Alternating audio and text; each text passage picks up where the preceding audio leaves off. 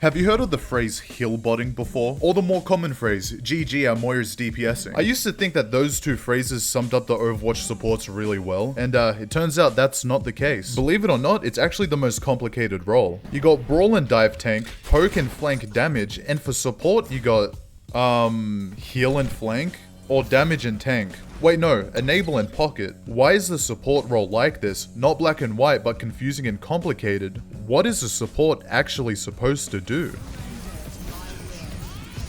Fuck you. Oh, it's my lucky day. It's a buy one, get one free for fucking useless DPS. Do you know what's crazy? You're literally playing the Overwatch character equivalent of the little ramp they give you in bowling when you suck at it, and you're still the worst Overwatch player I've ever seen.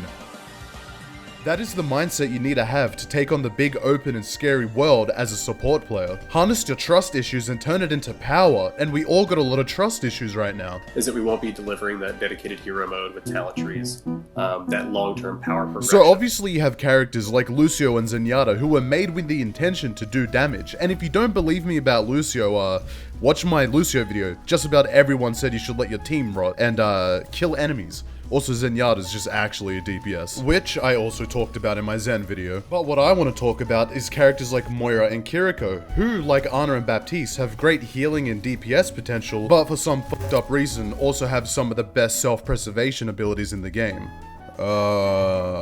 Why? So Lucio and Zen can do damage, but the trade-off is them having low burst healing, and then characters like Baptiste and Ana have a great burst healing and damage, but low survivability. And then Moira and Kiriko just kinda don't have a trade-off. The one trade-off for Moira is her healing gauge that limits the amount of healing she can do before needing to recharge it by waiting or dealing damage. They buffed Moira so her damage orb also recharges her healing gauge, so she just doesn't run out of healing. 2 words, unplayable. I mean, these poor Moira players, all they got is an insane amount of healing and good DPS considering they don't have to aim. Also one of the best movement/escape options in the game that also cleanses all effects and is on a short cooldown, which means you'll always have that escape option for your abilities, and probably one of the most annoying ults in the entire game. I mean, it's just so sad to sit back and watch this Moira gameplay. She's just getting knocked around without mercy. It's honestly kind of getting me emotional how bad she is. She's got no damage, no escape options, and she's constantly out of healing. It's just really hard to watch Moira be a bad fucking character. I'm gonna be really brave and controversial. I don't think Kiriko is balanced well. Just like Moira, I had an entire script written out for Kiriko, and then I found this old recording of me just ranting about Kiriko. I don't know the context, but I'll just play this rant, and it kind of just sums up my entire script of Kiriko anyway, so enjoy. And I don't even know what the problem is anymore. Like, oh, God bless her heart, Kiriko. She could, all she could do is just, you know, fucking teleport 35 meters, do 120 DPS per headshot. It's a fucking projectile that, like, give or takes, I don't know, like, it's up to God whether it's a headshot or not, but most likely it'll be. You'll see a Kiriko throw a fucking kunai at your, like, left nipple, and it will be like devastating blow to the cranium, devastating head trauma, and you're like, man, f this shit. And then you're like, alright, I'll turn around and smoke her ass, invincible. And then you shoot her once, the motherfucker that instigates the fight, the little bitch, teleports away. I love Lifeweaver. And I think that random guy has a really good point. Kiriko does a lot of healing, a lot of damage, has one of the most annoying utilities in the game, can teleport, and a really powerful ult. What can she not do? And I think that's the question I should be asking. Kiriko has started a new problem, and that is support power creep.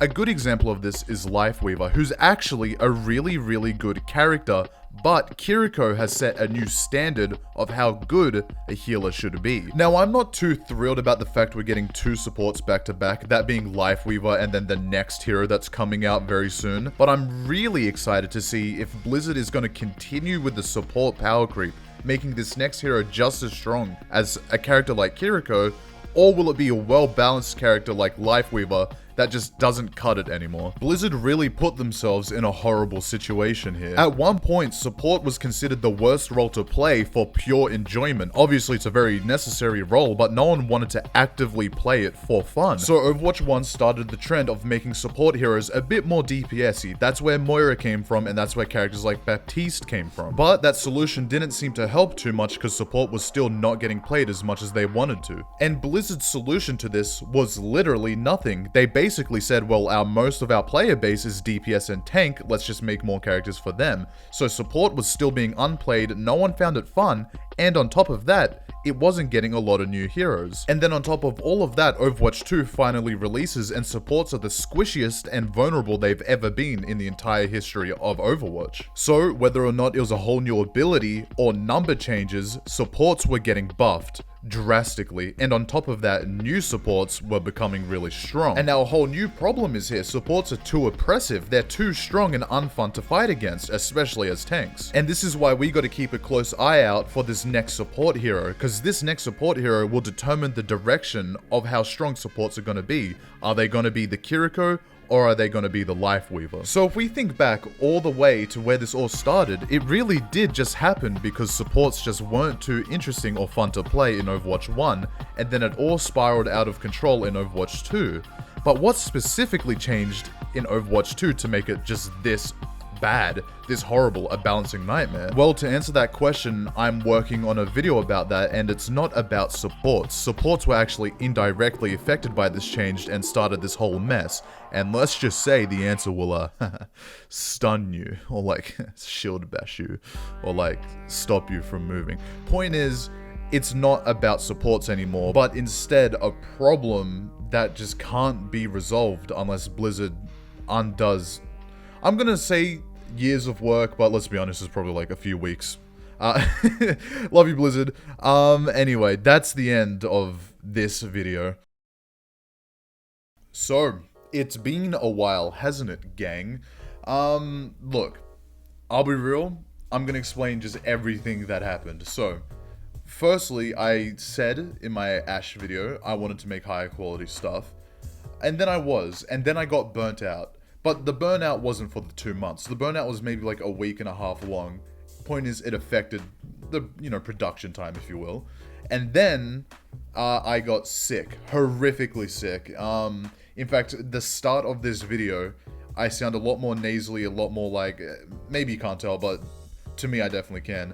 And that was me feeling good. It just got worse and worse from then on. And then, after a long time of being sick, I was sick for a while, it was like a really bad whatever. After that, my computer just dies.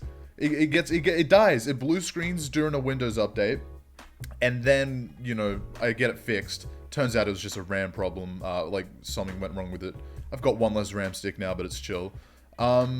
Anyway, point is, I had burnout for a little bit, was sick for a long time, and then my computer died. And then on top of that, probably the more important one, I started going to TAFE, which is like school, but like a next level up, but not as high as university or college. It's like mini uni. It's like small version, if you don't know what I'm talking about. Point is, I got busy, and point is, very unfortunate circumstances.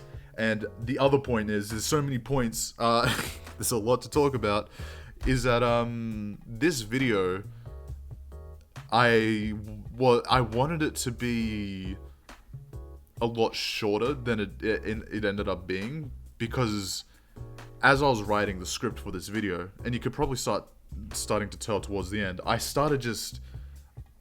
was like, I can't talk about the CC problem in this game in a support video. That's a whole new topic.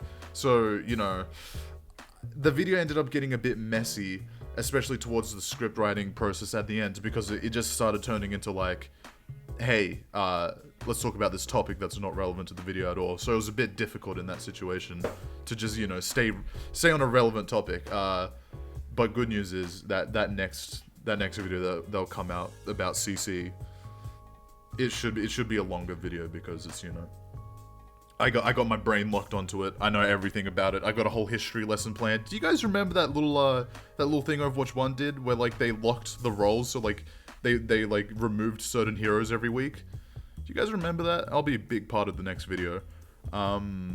Anyway, sorry for being gone for so long. A lot of stuff happened, sadly, and then, you know, cringe. Oh, also, if you're worried about, if you go like, man, this guy fell off, he's getting no views, that is 100% understandable, because Overwatch YouTube rewards consistency, right? And I did the opposite of consistency, which means I'm almost starting from scratch, because it's just, think about how many subscriptions you have, like how many subscribed people you are, and think about how many videos get recommended to you. I have like over 300 things I'm subscribed to. I only get like 20 videos recommended by the same guy. So yeah, point is, I don't mind getting no or little views. I'm kind of expecting it at this point, but we're just building ourselves up again.